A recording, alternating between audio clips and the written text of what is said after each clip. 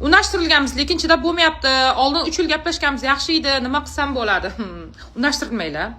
Sevishib yuraveringlar. 10 yilmi, 15 yilmi bir-biringlarni sevib, sinab yuraveringlar. Ikkita sevishgan bola qizga sovchi qo'ydi. Qizni uydagilar rozi bo'ldi, lekin to'y kech qoldirildi. Bolaning sharoiti yo'q, qizni o'qishi bor, kimdir o'lib qoldi, o'sha sababli kech qoldirildi. Bu vaziyatda qiz hali tayyor emas, bola o'zidan er yasab oladi. Chunki uni uydagilar rozi, qizni qo'lidan hech narsa kelmaydi.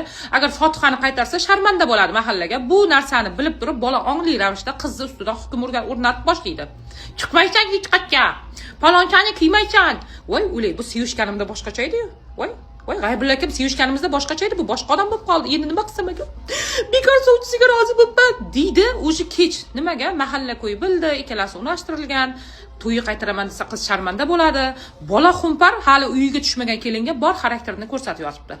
O'shaning uchun unashtirildinglarmi? Bir hafta ichida to'y, boshqa iloji yo'q.